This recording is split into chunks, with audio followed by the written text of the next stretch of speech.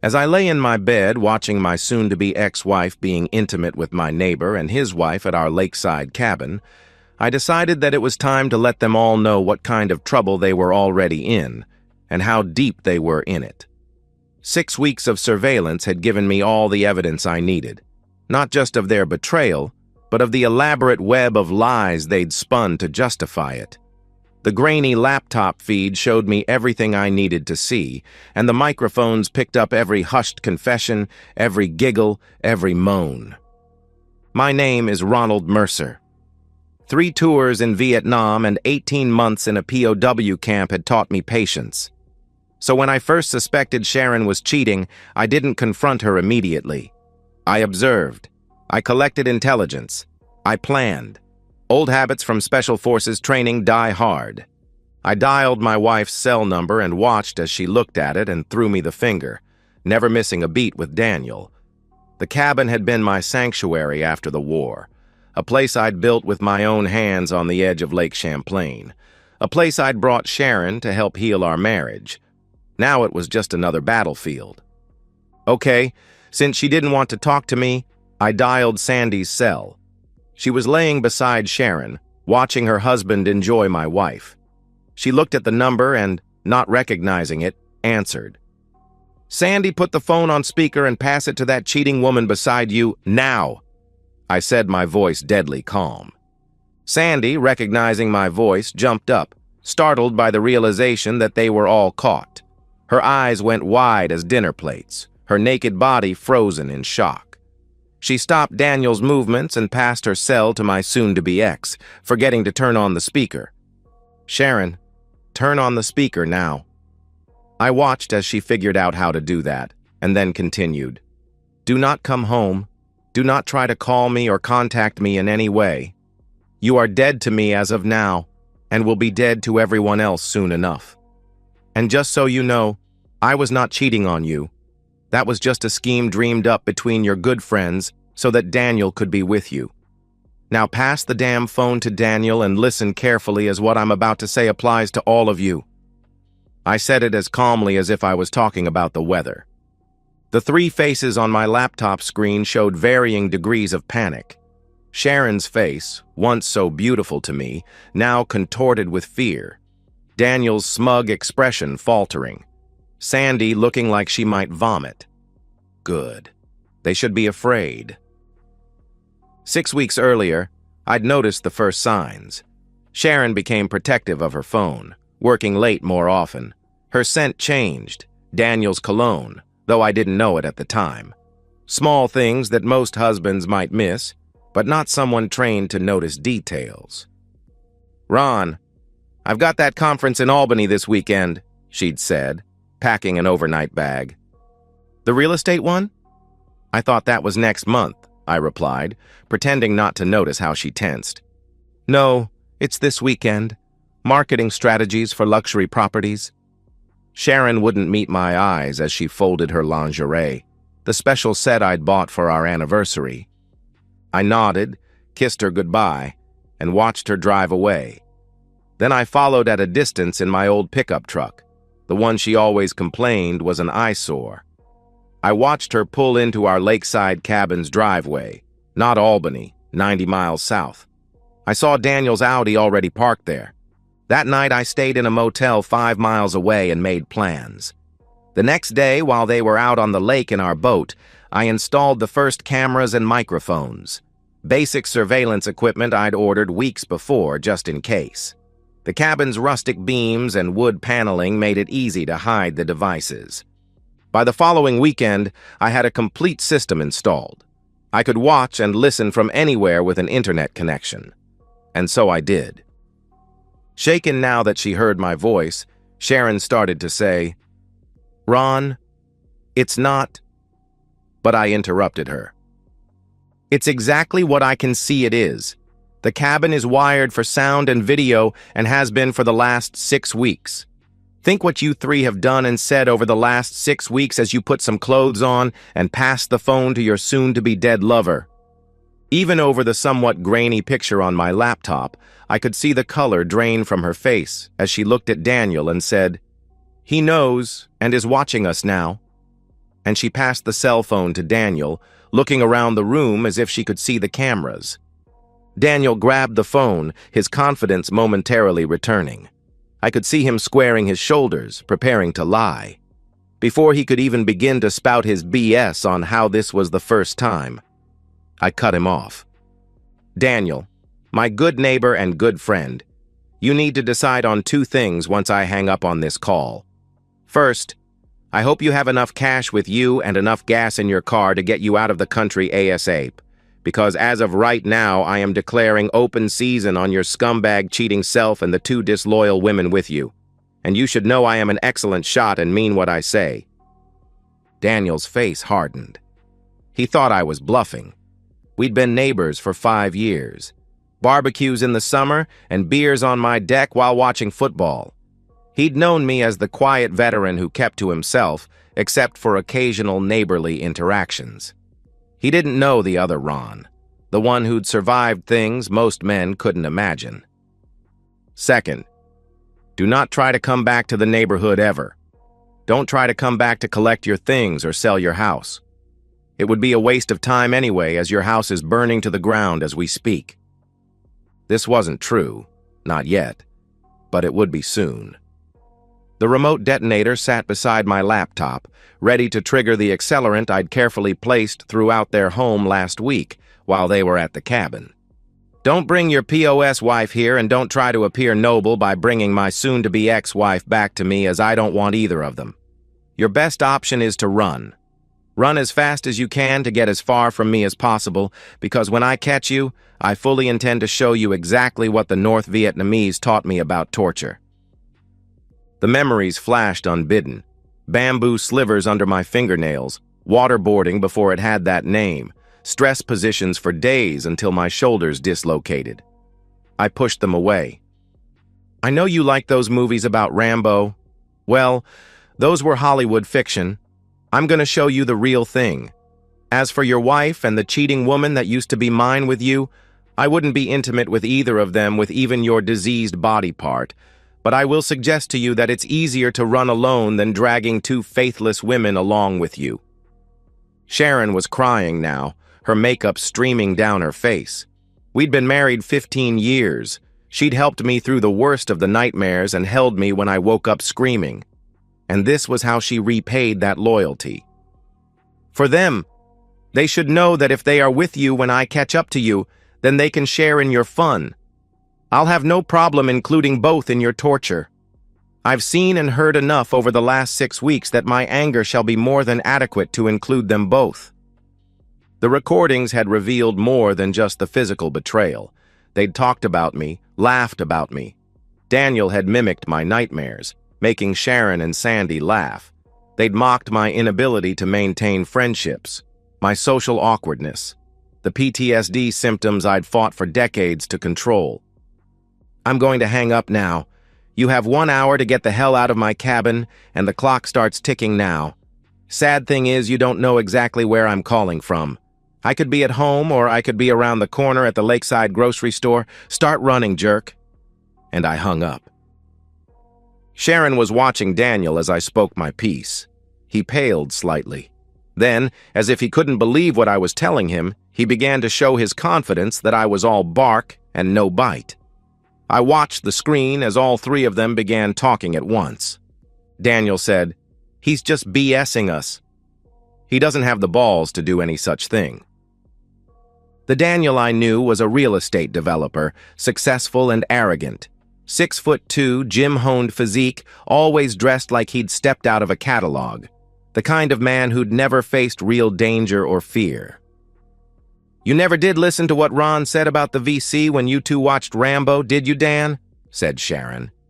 She at least knew better. She'd heard my screams in the night and seen the scars that mapped my back and chest.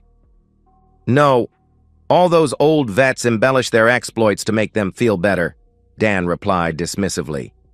"Well, you're wrong about Ron. He spent almost a year and a half in a VC POW camp, and I can say for a fact that he still has nightmares to this day. Furthermore, he does not lie, never has, and hates those that do. So what's this nonsense about his not cheating on me?" asked Sharon as she looked at both Daniel and Sandy. This caught my attention. I leaned closer to the screen. Sandy looked at Daniel and said, "Danny, you said you had proof he cheated. What is it?" Daniel shrugged his shoulders, saying, "Doesn't matter now. Besides, he has no proof anything went on here. This place isn't wired. He's lying." The pieces fell into place. They'd manufactured some lie about me cheating to justify their affair. Classic manipulation. Sharon said, "Didn't you hear what I just said? He doesn't lie. And what do you mean by it doesn't matter? Damn it, it surely matters to me." To get things going, I decided to call them back and end their delusional crap. The phone rang, and Sharon, seeing it was me calling and thinking I was calling to confess to lying to them, answered the phone with a smug tone. "Calling to confess are—" she started. I interrupted. "It's easy to see who is telling the truth. Daniel, turn the TV on to channel 126 and tell me what you see, scumbag, then get dressed. You're wasting valuable time." Channel 126 was the input channel I'd configured to display the cabin's main camera feed. A simple trick, but effective. "Sandy, call your mother Miriam and ask her how your house is. Remember, time's running. By the way, Sandy, you might also ask her why she's been sleeping with Daniel every Tuesday at my cabin for the last 5 weeks." And I hung up. This wasn't a bluff. The surveillance had revealed more than just Sharon and Daniel's betrayal. Daniel had been bringing Sandy's 60-year-old mother to the cabin on Tuesdays, while Sandy thought he was playing golf. The web of deception was elaborate, almost impressive if it wasn't so pathetic. Daniel turned the TV to the appropriate channel and immediately could see a real-time picture of the three of them staring at the TV. The look of horror on their faces as they realized I'd been watching everything was worth every penny I'd spent on the surveillance system. Sandy called her mother. She was told they'd been trying to reach them for 2 hours to tell them about the fire that had destroyed their house. Everything was gone. When Sandy asked her what she did with Daniel every Tuesday, after a very short silence, Miriam just sighed and hung up. I hadn't actually burned their house yet, but I had friends who owed me favors. A quick call and the job was done before Sandy even dialed her mother. Timing is everything in warfare. Sandy turned to confront Daniel, but all she saw was his back as he went out to his car and left. He didn't even pack his stuff. He just dressed, got his money, emptied both their purses, and left the two women there on their own with no car, no money, no credit cards, nothing. As Daniel drove down the drive away from the cabin, Sharon screamed, "You sons of witches! Both of you lied to me, and now I've lost my husband, my marriage, and more than likely my very life." I was a little disappointed in Daniel leaving without the ladies, but knew I'd take care of them later. Sandy, who was just as stupid as her husband, said, "Oh, don't be so dramatic, Sharon. It's only been a little romance. Nobody's going to be killed, much less even seriously hurt. Ron isn't the kind of person to—" That was as far as she got. Suddenly, there were a series of loud explosions as Daniel's car reached the highway and set off the tripwires to the Claymore mines that had been set up there. There wasn't a square inch of the driver's side door that didn't have a hole through it, and Daniel lay dead against the steering wheel. As a matter of fact, all the doors were hit by their own claymores, so that anyone traveling with Daniel would have died along with him. Ashen-faced, Sharon looked at Sandy and said, "You were saying, witch. Ever heard of PTSD?" But the story doesn't end there. As I watched the two women on the screen, their horrified faces illuminated by the distant glow of the explosion, I felt nothing. Not satisfaction, not relief, not even anger anymore. Just emptiness. The claymores had been another bluff. I'd rigged small directional charges that would simulate the sound and flash of claymores without the lethal shrapnel. Daniel's car was damaged, but he wasn't hurt, just scared out of his mind, which was my intention. The explosion had been calculated to convince Sharon and Sandy that I was serious while giving Daniel a chance to flee. I closed my laptop and looked around my hotel room. The bare walls, generic art, and stiff bedspread represented my future now, anonymous, transient, devoid of warmth. I'd lost everything that mattered, but so had they. My cell phone rang. It was my old commander, Colonel Jackson. "Ron? Got your message. Jesus Christ, man, what have you done?" "Nothing they didn't deserve, sir." "Ron, listen to me. You're talking crazy. I know what you've been through." "All due respect, sir, you don't." "No one does who wasn't in that camp," I replied. "Fair enough. But this isn't Nam, and these aren't VC. They're civilians. Your wife. Your neighbors." Not anymore. I felt the cold detachment settling in, the same feeling I'd had in combat. They're just targets now. A long pause. "I'm coming to get you." "Where are you?" "Can't tell you that, sir." "Ron, you need help. The war's been over for 50 years. Don't throw away what's left of your life over this." I stared at the ceiling. "That's just it, sir. There isn't much left." 2 hours later, I pulled into the cabin's driveway. The women's faces appeared in the window, terror evident even from a distance. I'd let them stew, let them imagine all the things I might do to them. Psychological warfare. I walked in without knocking. My cabin, after all. Sharon stood in the center of the living room, clutching a fireplace poker. Sandy cowered behind her. "Ron, please," Sharon said, her voice quivering. "I'm sorry. We're both so sorry." I sat down on the sofa, deliberately casual. "Put that down before you hurt yourself, Sharon." Are you going to kill us?" Sandy whispered. I looked at her for a long moment. "Do you really think so little of me?" Sharon lowered the poker. "But Daniel?" "Is fine. Scared, but fine. The explosions were just for show." I gestured to the couch opposite me. "Sit down, both of you." They sat, clinging to each other like children. "I'm not going to hurt you. Either of you. That was never the plan." "Then what?" Sharon began. "I wanted you to feel what I felt. The betrayal, the fear, the helplessness." I looked directly at her. "You've been cheating with Daniel for 6 months, not 6 weeks. I've known almost from the beginning." Her eyes widened. "How?" "I know you, Sharon. 15 years I know your tells. The way you avoid eye contact when you lie. The extra showers. The sudden need to work late when you've never done that before." Sandy spoke up. "Why go through all this? Why not just confront us?"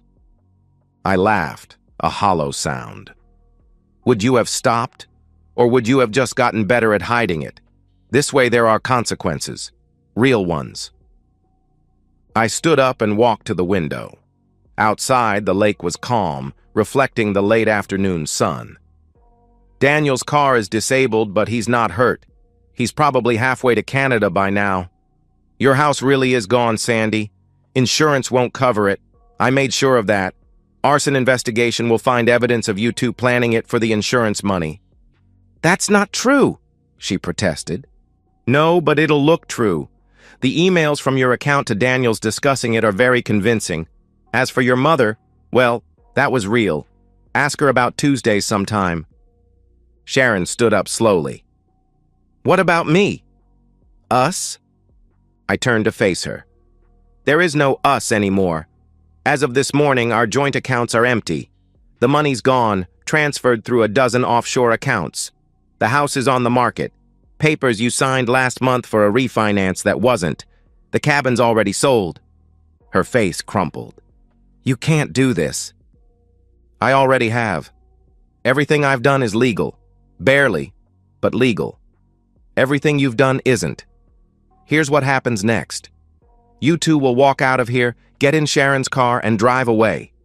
I don't care where. I don't want to know. If I ever see either of you again, what happened today will seem like a pleasant dream compared to what I'll do." "We have nothing," Sandy whimpered. "You have each other," I replied coldly. That's more than I have." After they left, I stayed at the cabin one last night. In the morning, the new owners would arrive, a young couple starting their life together. I hoped they'd be happier here than Sharon and I had been. I packed the last of my things into my truck and took one final walk down to the lake. The water lapped gently at the shore, unconcerned with human drama. My phone rang again. Colonel Jackson. "Ron?" Got word from the sheriff. "No bodies found. Tell me you didn't do anything stupid." "Nobody's hurt, sir. Not physically, anyway." A relieved sigh. "Thank God. Where are you?" "Heading your way. Thought I might take you up on that offer to stay for a while." "Door's always open, son. Always." I hung up and looked out over the water. In my pocket was the detonator for the last set of charges, ones set under the cabin's foundation. One push and it would all be gone. The scene of the betrayal, the memories, the pain. I turned the detonator over in my hand, feeling its weight. Then I drew back my arm and threw it as far as I could into the lake. It disappeared with a small splash. Some things shouldn't be destroyed even when they hurt. Some things you just have to walk away from. I got in my truck and drove away without looking back. Open season was over. And that's the end of today's story. If you enjoyed it, please give this video a thumbs up and drop a comment below. Your support helps the algorithm push my content further. If you're new to the channel, don't forget to hit that subscribe button. It really helps me keep creating more stories for you. Thanks for watching, and I'll see you in the next one. I was met with silence as I walked into my favorite bar. Normally, I'd get a shout-out like the guy from Cheers, but I think the shock of seeing me was too much for them. You see, just a few weeks ago I was beaten so badly I wasn't expected to live through the day. I was found several hours after my assault stuffed behind some bushes alongside the park's running trail. I frequently use the trail at night to calm myself, and lately I've used it an awful lot. An elderly couple found me and called 911. I had multiple internal injuries, including a lacerated spleen and bruised kidneys, fractured ribs, severe concussion, bruised femur, and a broken arm, just to name a few. My destination was a table toward the rear of the bar where the three men who beat me sat. The fourth person at the table was my soon-to-be ex-wife. Needless to say, I was not too thrilled to be this close to any of them. The biggest goon at the table, Reginald, he hated to be called Reggie, was a muscled-bound Englishman here in the States working for his old man. His old man, Reginald Wallace II, is some kind of big-shot corporate lawyer in the United Kingdom. His specialty involves helping American corporations who like to hold their riches offshore and out of the IRS's hands. Little Reggie holds some made-up title in his daddy's firm. He actually was a lawyer in his home country, but he was having trouble passing the bar here in the States. Since there wasn't much for him to do for his daddy's company, he instead used his title, muscles, and accent to his advantage and seduce married women. He's been named in a few divorces when his daddy's money couldn't keep the husband quiet. A couple of husbands took the money and ran, leaving his cheating wife behind with no support and alone to suffer the condemnation of our town.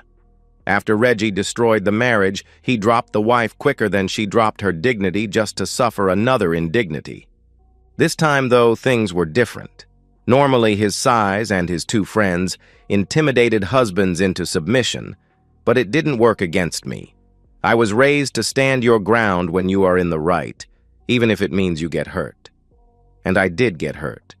The people in the bar were shocked at my appearance. Most heard what had happened to me, but seeing it up close is pretty disturbing. The facial swelling wasn't as bad as it was, but it still had an elephant man sense to it. The bruising was mixed with dark and ugly shades of yellow that it does when it starts to heal. A couple of people tried to get me to turn around and go home, but I ignored them even though my body did not. My ribs were wrapped tightly, and I was clutching them with my free arm, hoping it would help me breathe easier. It wasn't helping much. The most painful part was the bruised femur in my left leg. If there was any one injury to stop me tonight, I think this would be it. There were only 10 feet between me and their table when Reggie, Sylvia, and his two minions became aware of the room's silence and started to look around. When they noticed me limping their way, the shock that registered on their faces was almost comical. It was obvious I was the last person they expected to see tonight. You see, Reggie promised to end my life the next time we met because I refused to go along with his plan. I was supposed to sit by like a good little wimp and let him take my wife, use her for a short period of time, and re-embrace the spoiled good she became. Too bad for him and her. I don't play that way. I didn't doubt him in the least he meant what he said about killing me, but I was playing the odds he wouldn't do it here in the bar in front of witnesses. Reggie and his buddies, Eric and Stan, began laughing and making comments about my present physical condition. I showed no emotion as I stopped at their table, rising up straight, despite the pain from my ribs. Since I wasn't fazed by their taunts, they decided to question my parents' heritage. The big freaking deal? They were jerks too. I had one family member that had loved me unconditionally, and that was my grandmother. Grandmother Beverly took me in without question or hesitation after allegations of neglect by my father, her son. My parents enjoyed the party life a little too much. When a concerned neighbor called the police and I was found left alone, unfed and dirty, I was taken to my grandmother's house and temporarily placed in her custody by the authorities. It wasn't until years later I found out my grandmother gave my parents a little bit of traveling money, removed them from her will, and sent them on their way just to get me away from them. It ended up being the best thing for me. I had a very good childhood. Grandma's love and influence have been a guiding force from that day forward. She taught me to do the right thing, even if it hurts, and that there were limits to the amount of garbage you took from people. She worked hard to pay the bills and provide us with everything we needed. We lived in the same home she and Grandpa did when he was alive. It was located in your typical middle-class neighborhood. A strong work ethic was another virtue she instilled into me from the time I could understand the concept. Grandmother Beverly died in a hospital bed 2 days after she was in an automobile accident. I was away attending my second year of college, but I was by her side within hours of being notified. It would take me months to recover enough from her death to start acting normal again. A week after I buried her alongside my grandfather, I was called to her lawyer's office. It was there I was told my grandmother was actually a very wealthy woman. Unknown to me, my grandfather was a very successful businessman throughout the years and was very frugal with his money. Of course, with his passing, everything went to his wife. For a moment, I wondered why my grandmother continued to work as she did if she was so well off, but quickly remembered that self-support was expected of us. We were expected to make our own way through life and not waste any God-given talent we may have. When she died, I was her only heir. The money was now mine, although it was tied up in a trust. The trust was very specific on what it would or would not do. There were limits on how much I could use and benchmarks that had to be met before I had access to any or all the funds. I was expected to continue my education and earn a degree or learn a trade capable of earning a decent living. All school tuition and subsistence would be paid for as long as I kept a 3-point grade average or above. If I dropped out of school, I would only receive 1/3 of the trust. If I got married before I earned my degree, I only got 1/3. If I did not obtain gainful employment in my field of study within a year of graduation, I'd only get 1/3. You get the idea. No free rides were allowed. Any money I received from the trust meant nothing compared to the love and guidance my grandmother had given me while I was growing up. In her memory alone, I refused to fail her. The trust maintained our home while I was away at school and became my only destination on weekends or holidays. The joyful memories of growing up there remain to this day. Even with that, there is only one material item important to me. It was not part of the trust, and it was given to me with no stipulations or restrictions, except for a bit of advice and a wish from a dying woman. It was my grandmother's wedding engagement ring. She placed the ring in my palm just before she died. She wrapped her hands in mine and told me to find a good woman to love, raise a family with, and live the rest of my life in love and happiness. It was her dying wish. I had already met all the terms of the trust before I met Sylvia, but there were still protections inherent within it. One of those protections was a requirement for a prenuptial agreement for any prospective spouse. I was smitten from the moment I had first laid eyes on her. We dated for only a few months before she moved in with me, and a few months after that, I asked her to marry me. Surprisingly, Sylvia had no qualms about signing on the dotted line. I thought I had a keeper, but I was wrong. It turns out she isn't motivated by money. Her inclinations are more aligned with extracurricular carnal activities. There was one item I added to the prenup, and that item is the reason why I'm in the bar tonight. Sylvia knew the history of the ring, and when I slipped it on her finger, she swore to honor the memory of my grandmother and the love it was built on. It was my fault alone for making such a poor choice in marrying Sylvia. Her pretty face and athletic body drew me in like a moth to a flame. The physical aspects of Sylvia blinded me to her obvious mental weaknesses. Muscle-bound, English-accented rich jerks seemed to be one of those weaknesses. My left arm was in a cast, suspended in a sling. I held out my free hand toward Sylvia. I said nothing, but she knew what I wanted. She sat motionless, staring up at me with pleading eyes, asking me not to take back what she so easily soiled. My patience was wearing very darn thin at this point. The pain in my leg and my ribs were pushing me to my limits of endurance. Every one of the creeps sitting at this table had put me through hell the last 3 weeks, and everything was coming to an end. More than they could possibly know. Now, still nothing. My hand remained out with the palm facing up. Now! Her tears began to fall. The crowd behind me remains completely silent, watching the spectacle in front of them. By this time, Reggie and friends were laughing and insulting me because I couldn't control my woman. To Reggie, and men like him, I stopped being a man because my wife was led astray so easily and completely. If I had been better in bed or maybe smacked her around to keep her compliant, then she wouldn't have been turned into a disgrace. "Now, damn you!" This time, Reggie stood up and started to come around towards me. I expected a reaction like this from him, but unlike last time, I was not alone on a darkened running trail. Now you'd figure a lawyer, even a bad one like him, would know when you were out on bail for felony assault, that going after the same guy again was stupid. Doing it in front of witnesses was just plain ignorant. But that's Reggie. Yes, there was a restraining order against Reggie and his friends, but he didn't violate it. I approached them so they were in the clear. But coming after me like he was doing did violate the order, and I could protect myself as needed. It was a chance legal argument, but it was one I was willing to make. I reached into my sling and pulled out a stun gun. By the time he came within reach, I was ready and hit him with the electrodes, dropping his back to the floor and making him twitch like a little wimp. Following his body to the floor, I continued to hit him with jolts of electricity until he wet his pants. There was a short scuffle behind me because Stan and Eric tried jumping me from behind, just like 3 weeks ago. Fortunately for me, a few friends in the bar stopped them. They were still pummeling Stan and Eric with kicks and punches while I raised myself off the floor. My attention went back to the woman who was by now terrified. Her lover and his friends were no longer able to support her.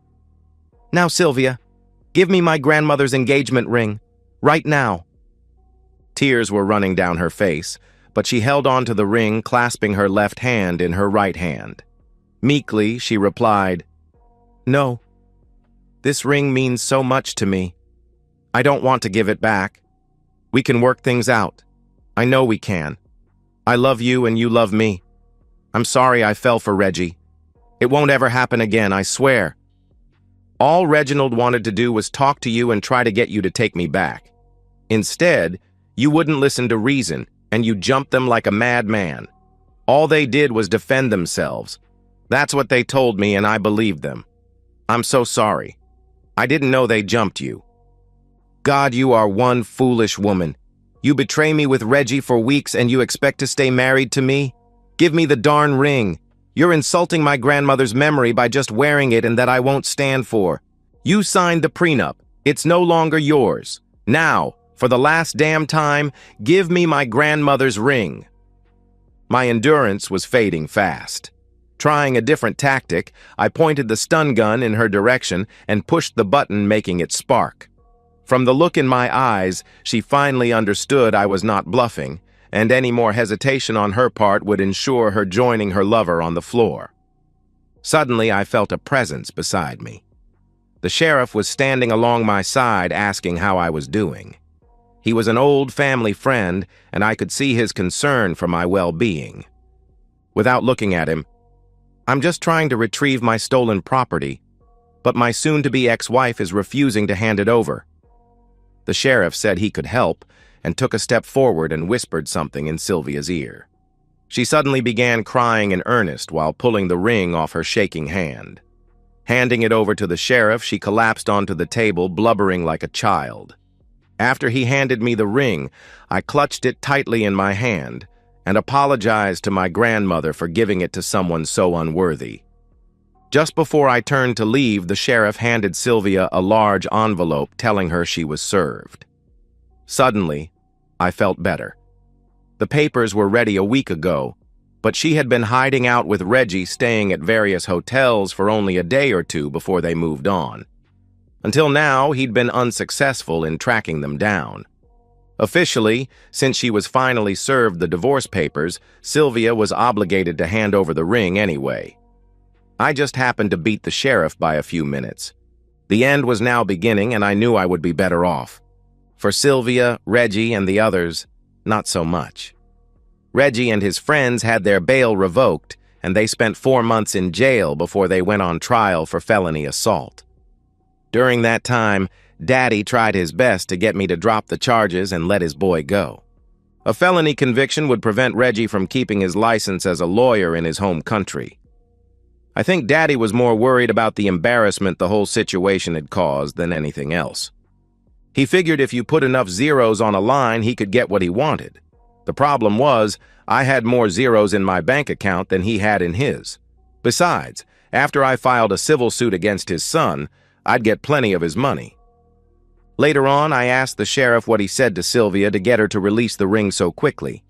He smiled and said that he had told her if she didn't hand it over immediately, he would make sure she was charged as an accomplice to my assault, which carried 2 years minimum in state prison. It was a charge that could have easily been proven to the judge considering her actions with Reggie. In the end, it didn't matter that Reggie and his accomplices did years in jail for assault, and that Sylvia disgraced herself with adultery and was forced to leave a marriage with nothing but her clothes.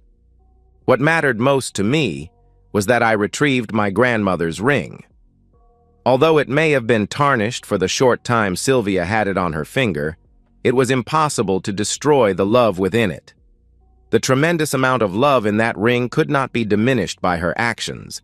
It would eventually find itself in the hands of someone worthy. I found her a couple of years after the night in the bar. Her name is Sandy, and for the past 30 years, she has honored my grandmother Beverly's memory by wearing her ring. She knew that Sylvia wore it first, but took no offense of my being taken in by a first spouse. It had also happened to her. Someday it will be given to our grandson, so he, hopefully, can feel the same joy that it had brought me and his great-great-grandmother. And that's the end of today's story. If you enjoyed it, please give this video a thumbs up and drop a comment below. Your support helps the algorithm push my content further. If you're new to the channel, don't forget to hit that subscribe button. It really helps me keep creating more stories for you. Thanks for watching, and I'll see you in the next one.